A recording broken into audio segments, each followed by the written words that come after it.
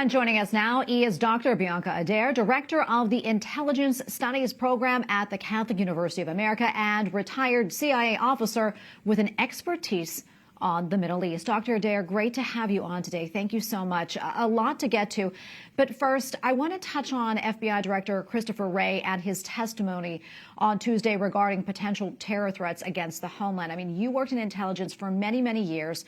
How serious do you think these threats are? I'm guessing Director Wray wouldn't put this out there if it wasn't a real concern. Thank you so much for having me on this evening. It is a concern. Director Wray, it was heartening to hear him really hitting this head on.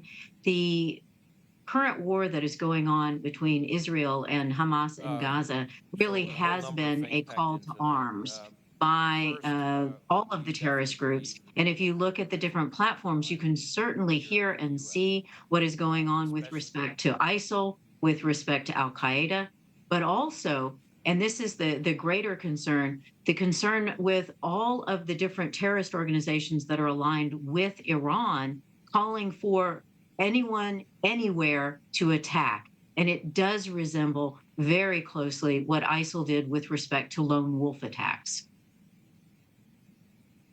Yeah, and I want to jump off of that. Wray did talk about the greatest threat being small cells of radicalized people for lone actors attacking soft targets. Let's talk a little bit more about that. And what exactly does he mean by soft targets? Soft targets are, honestly, is what you saw Hamas do when they attacked Israel. Go for areas in which there are peaceful people living independently, free lives, and trying to just enjoy themselves. So those can be large gatherings. They can also be religious gatherings, particularly those for the Jewish community, but it could be for Christians as well.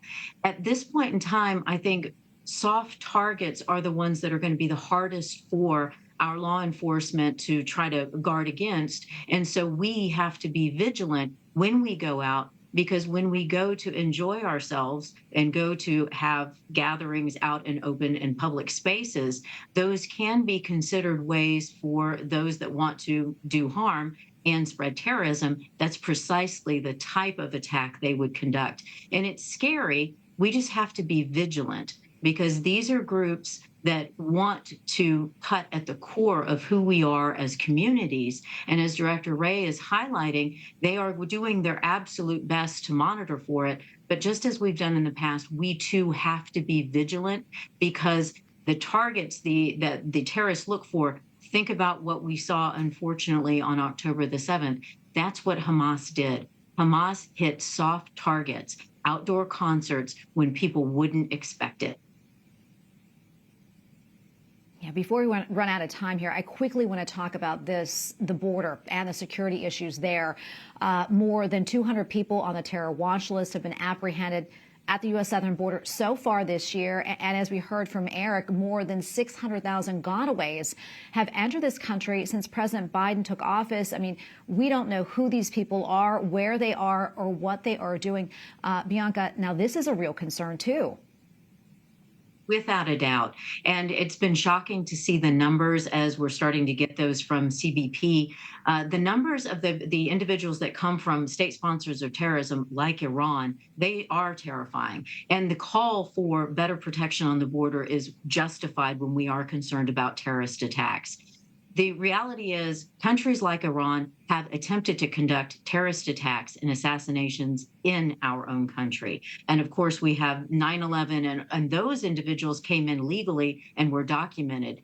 It is correct to be concerned about who may be in these large groups of people that have gotten away, let alone those that we've captured and we're not even entirely sure who they are. So that call for the border is something that I hope that our policymakers will take heed of and do something about it quickly.